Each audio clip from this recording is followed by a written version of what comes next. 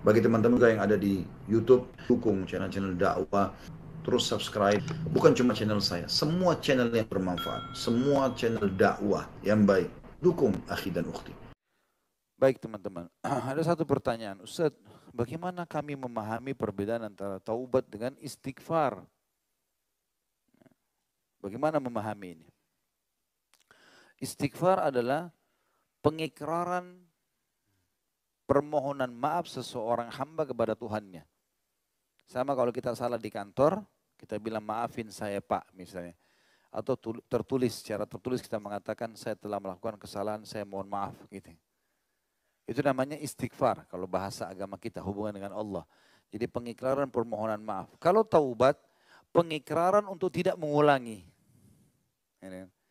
Dua-duanya harus dikomposisikan, disatukan. Jadi kalau kita mengatakan beristighfarlah, artinya permohonan maaf.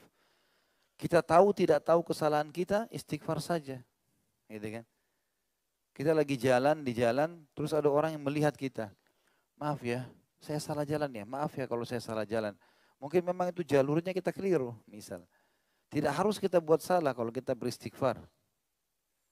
Jadi istighfar permohonan maaf saja. Taubat ini tidak beda. Mengikrarkan, mengetahui kalau lagi salah, janji sama Allah tidak mau ulangi. Jadi pernyataan, sikap, ya, tidak akan mengulangi perbuatan salah itu.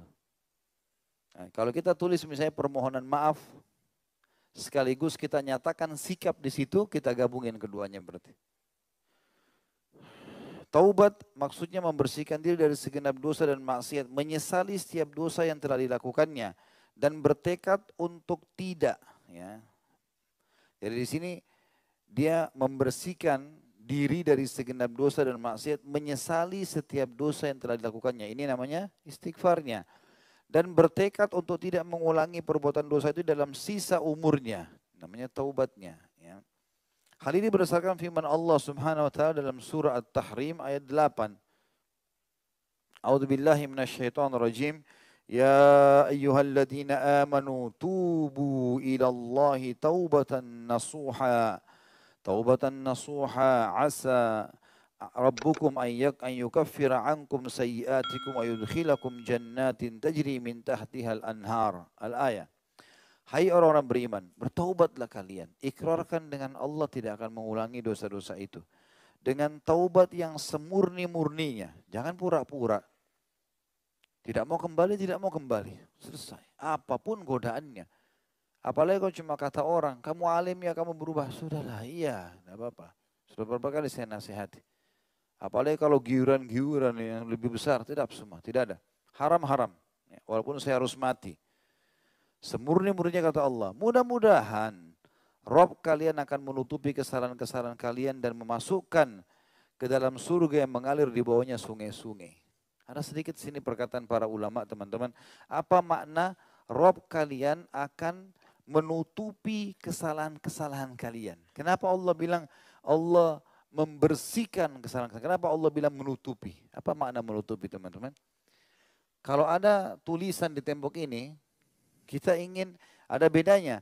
Kita menghapusnya dan kita menimpahnya, ya, menutupinya.